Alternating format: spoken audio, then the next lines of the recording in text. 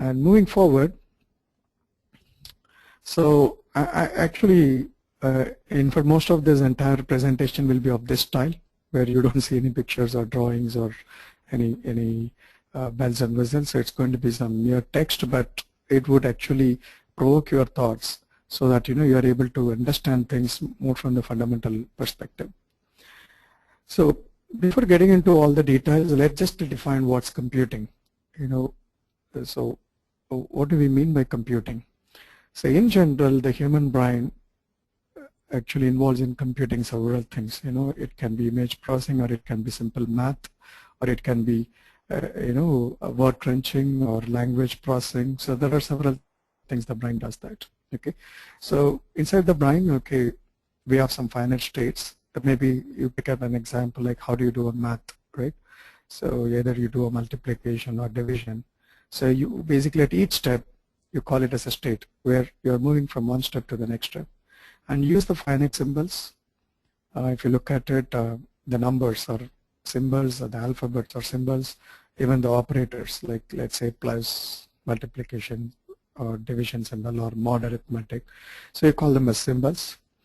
And then you would like to have infinite notebook. It's more like your mathematical notebook. You would like to have various notebook. You can just imagine that you have a math notebook with the squares, right? So each square you can write some symbols, and that actually helps you to do some computation. That's what eventually you do with the computing. Now let's see what it means in the modern computer. So each square, analogically speaking, so they represent a memory location. And the finite states, the states are the intermediate steps, right? So you basically follow some sequence of steps before you arrive at the particular solution. So I call them as control sequence. And then you have finite symbols.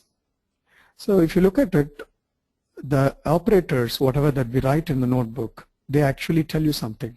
Let's say if it is 12 plus 12, you only do an addition. The same thing, if I change the symbol without changing the data, let's say if it is a multiplication, you will end up doing 12 into 12, which is going to be 144, right? So, but if you look at it, both the instructions on what you do with the data as well as the instructions themselves, they reside in the same notebook.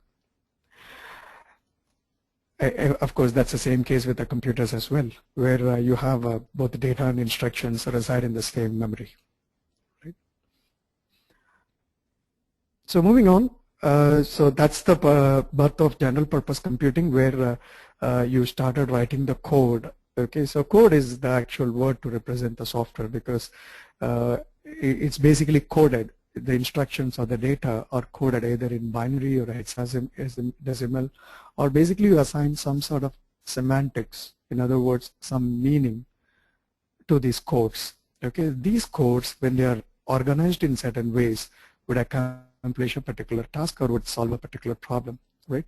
So if you change the code, the system will behave in different ways. So that's why if you look at our computers, they are capable of solving different problems using the same hardware. So the code changes. So it is more like each one of us gets a new notebook, but we all solve different sorts of problems, right?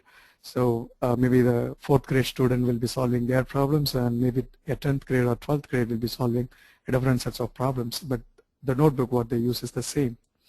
So theoretically speaking, they call this as a Turing machine, where you have all the symbols stored in an infinite space. So the infinite space is more of a notional thing, in the sense you are given enough space for you to write all the symbols and do most of your arithmetic and all the intermediate steps. That also you can store them back into it. So that's where we introduced variables, we introduced control structures.